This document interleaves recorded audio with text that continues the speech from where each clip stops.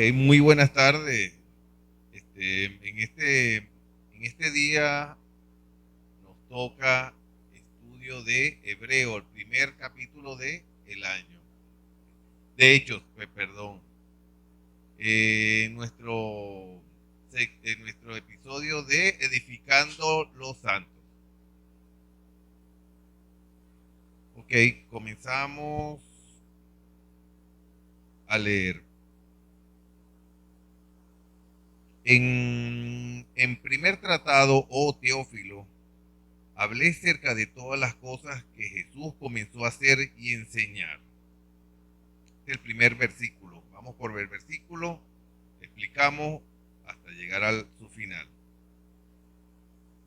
Acá en el libro de Hechos no está bien claro el primer capítulo, quién lo hizo, pero se le atribuye al apóstol Lucas. Más o menos su autoría fue escrita más o menos aproximado entre 80 y 90 después de Cristo. Fue escrito ese libro. Quien escribe a Teófilo, que significaba para aquel tiempo amigo de Dios. Se ha especulado que se trata de un hombre, de un nombre simbólico. Se le decía en aquel tiempo Teófilo a las personas que eran amigos de Dios.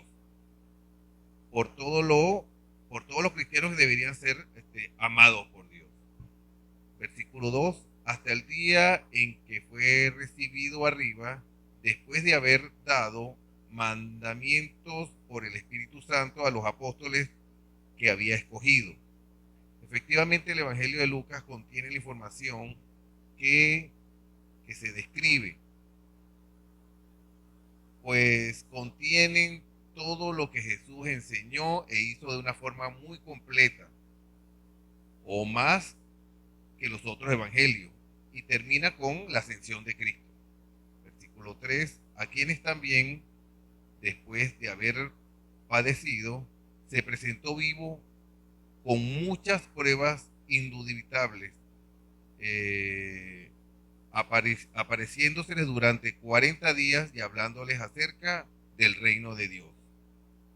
Acá Lucas nos recuerda que la muerte fue un evento importante y que lo padeció Jesús, confirmando que los evangelios confirmaban todos los hechos que tenía que realizarse y tenía que padecer para que se dieran en sus profecías.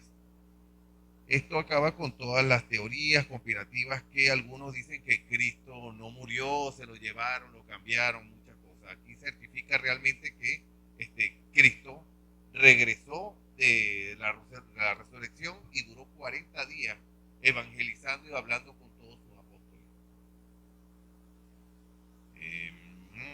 A sus apóstoles, perfecto. Luego, ok,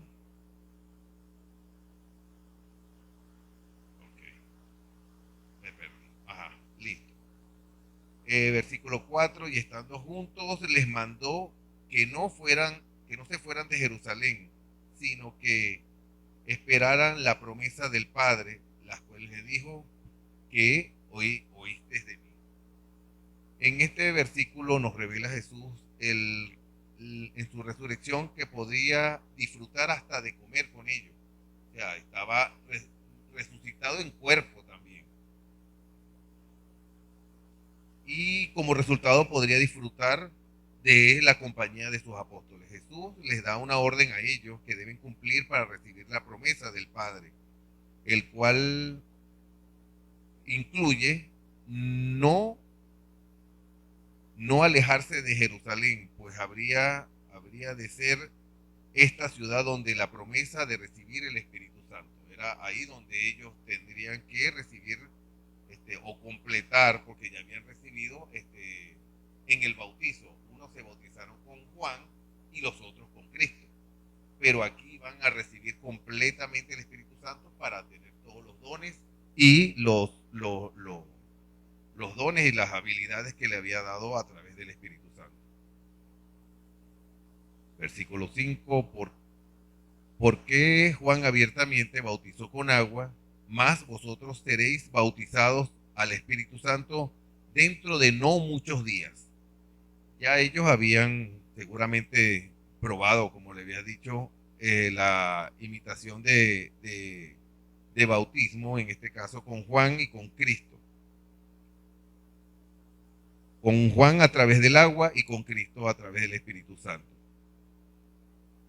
Eh, Había muchas diferencias en la cristiandad, que durante años se mantuvo al margen, pero aquel que pero del que las escrituras hablaban con toda claridad.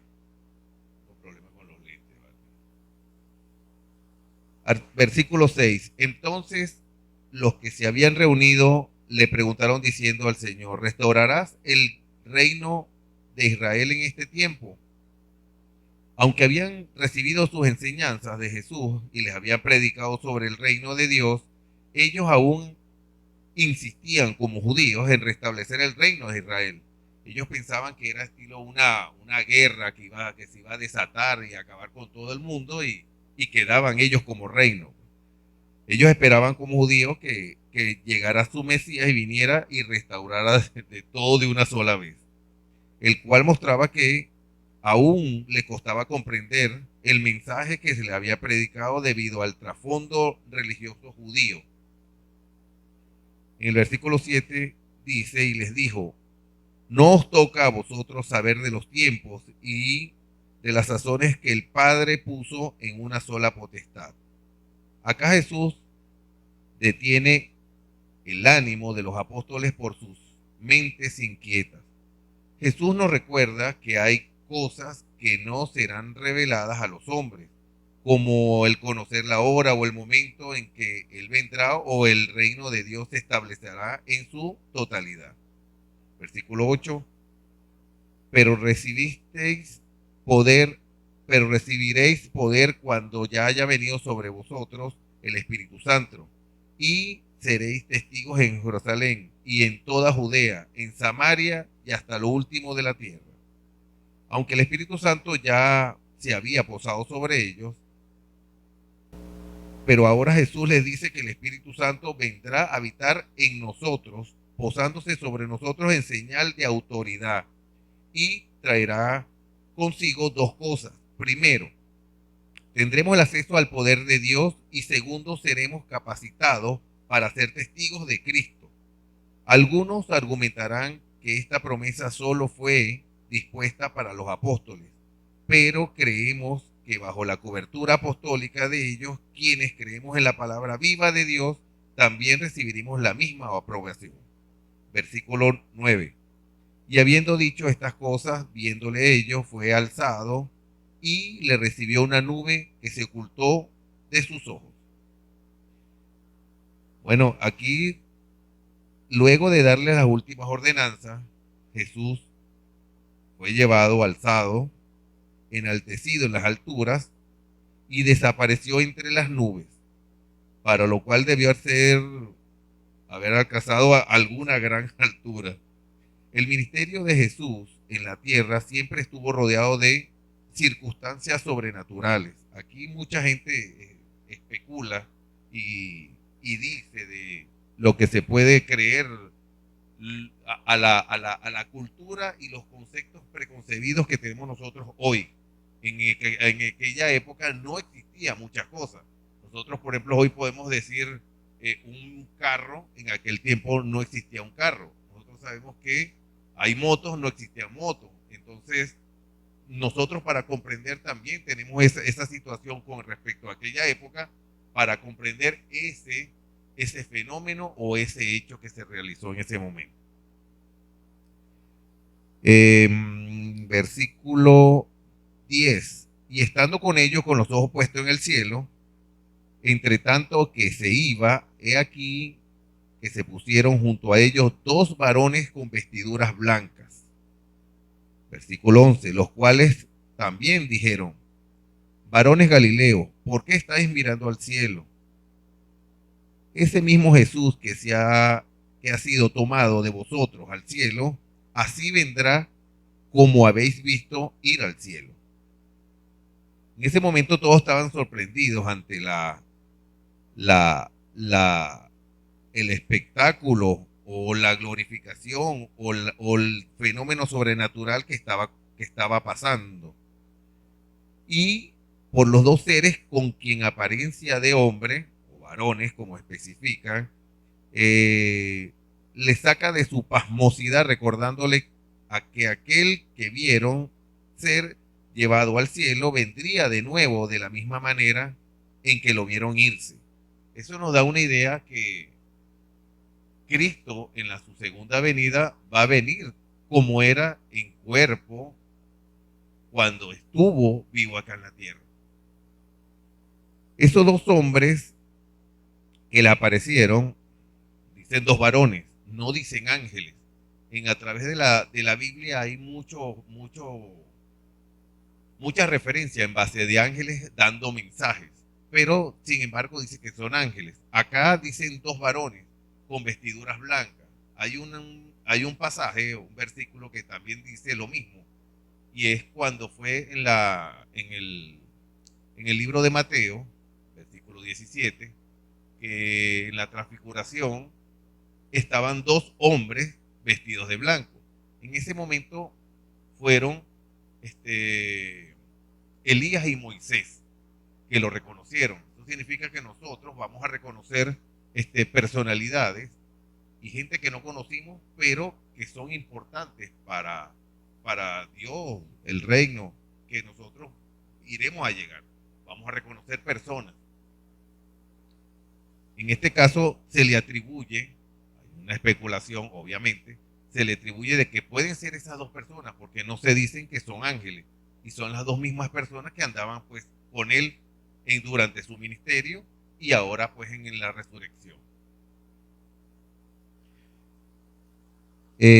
Versículo 12, entonces volvieron a Jerusalén desde el monte llamado de los Olivos, el cual está cerca de Jerusalén, camino a un día de reposo.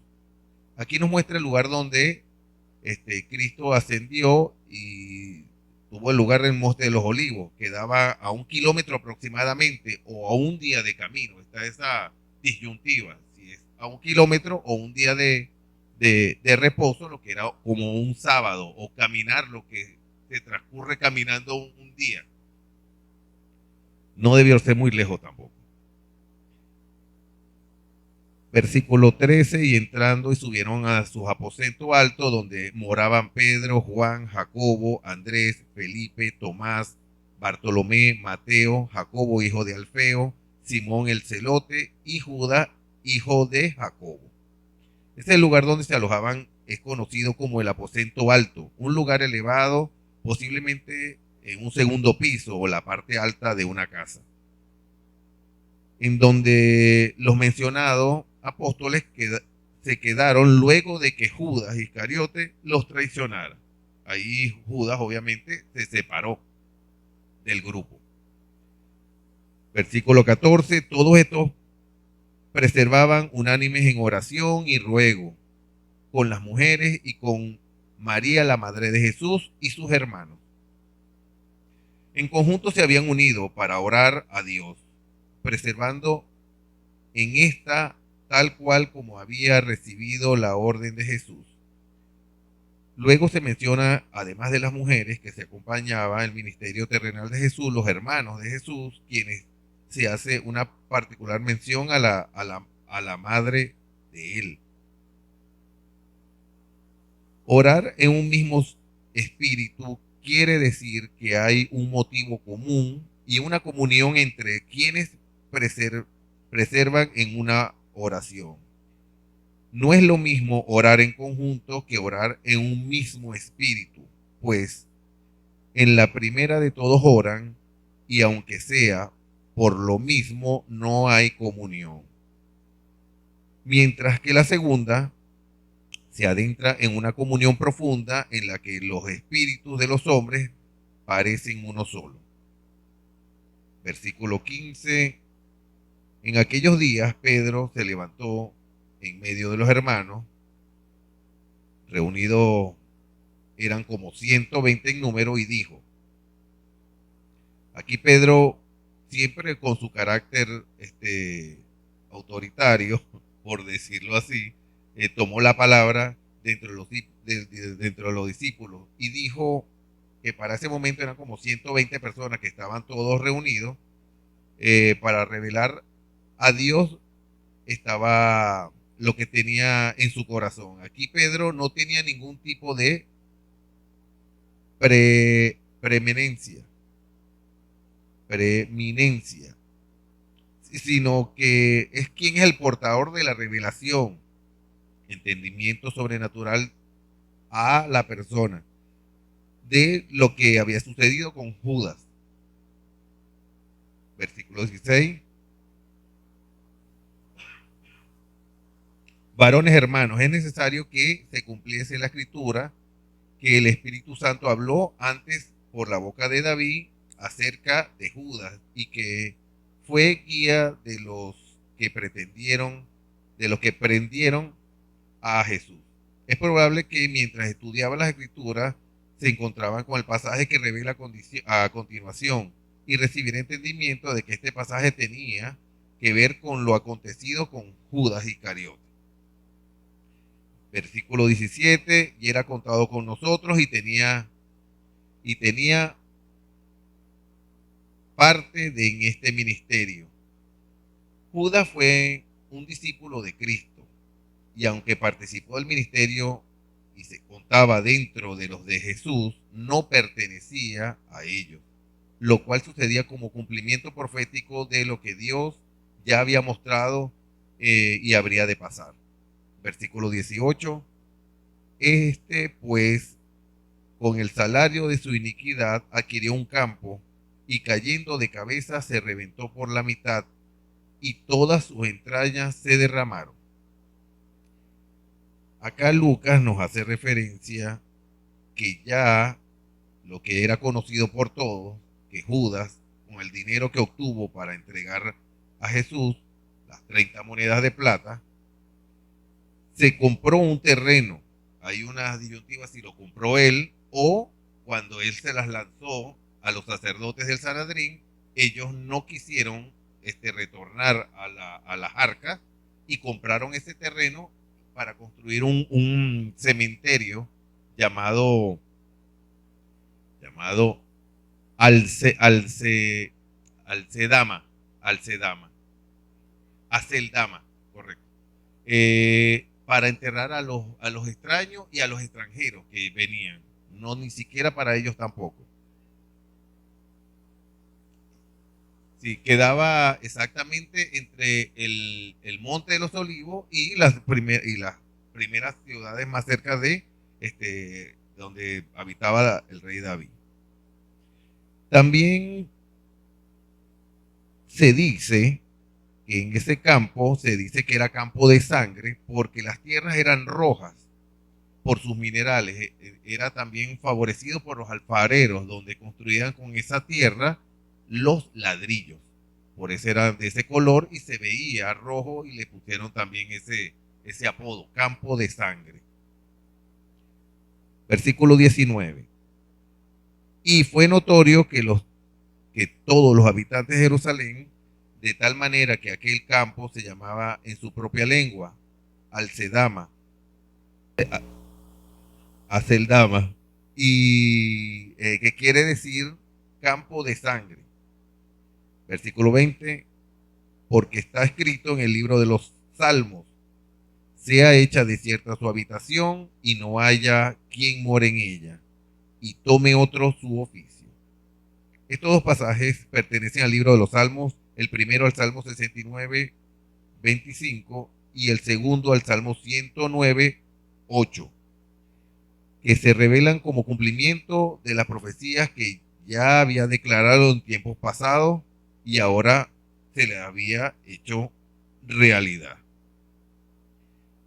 Versículo 21. Es necesario, pues, que de estos hombres que se hayan estado junto con nosotros todo el tiempo que el Señor Jesús entraba y salía entre nosotros. Aquí nos revela que era necesario que alguien ocupara el lugar de Judas Iscariote.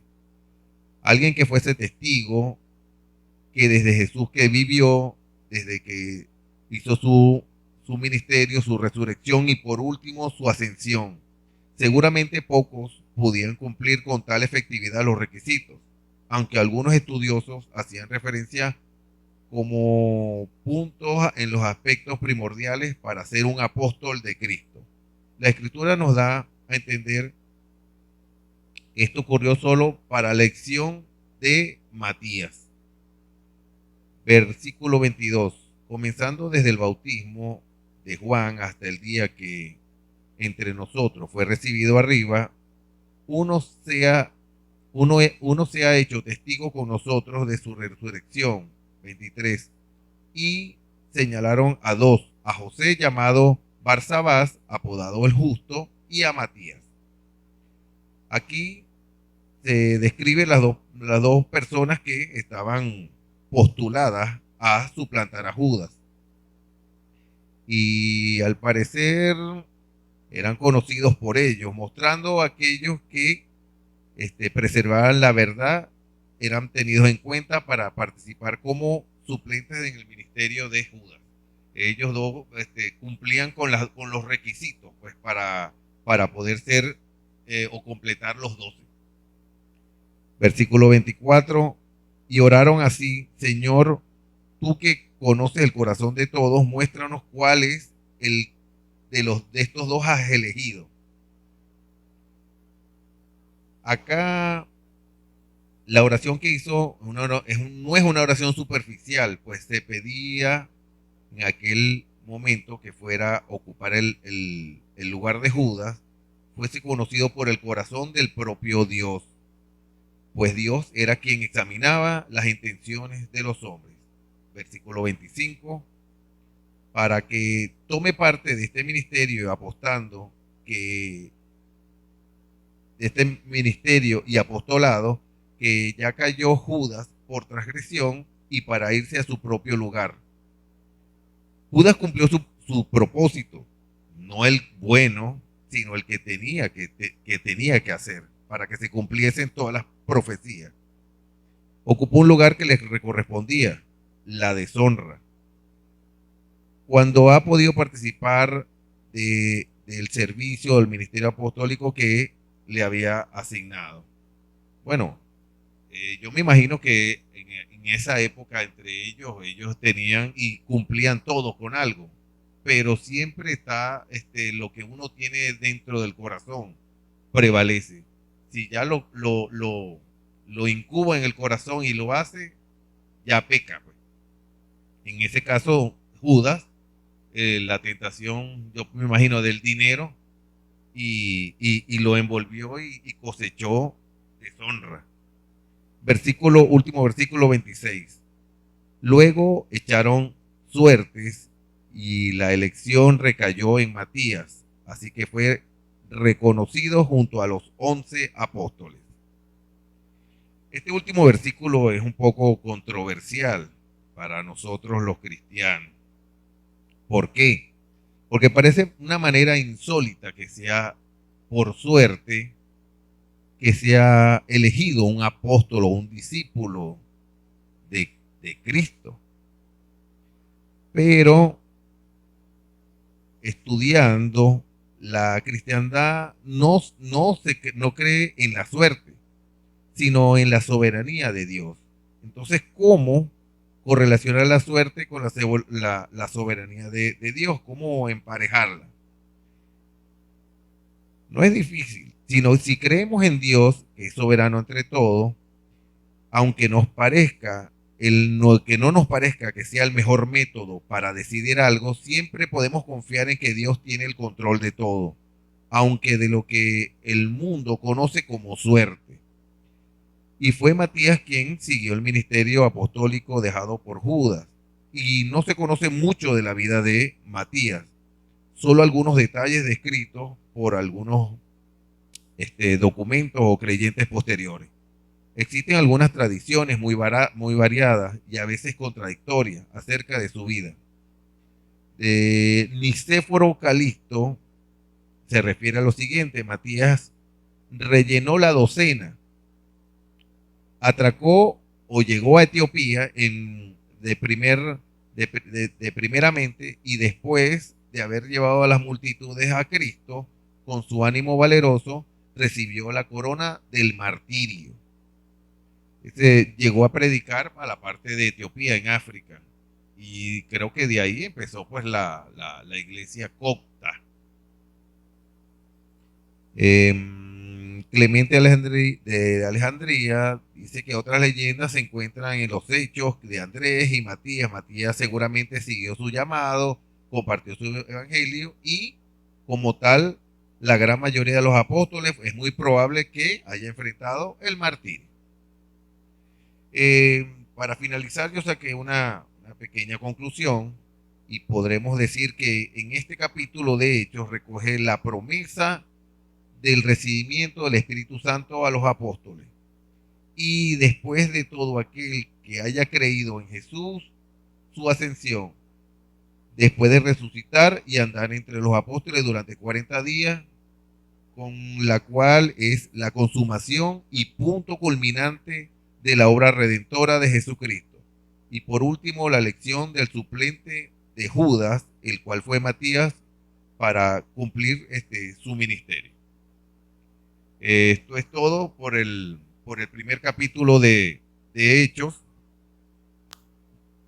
Espero que les haya servido de historia, de edificación, de un rayito de luz para nuestros entendimientos. Bueno, esto es todo por hoy. Gracias para todos los que nos están viendo, a todo nuestro público de YouTube y nuestra Iglesia Cristiana Pasto Fresco.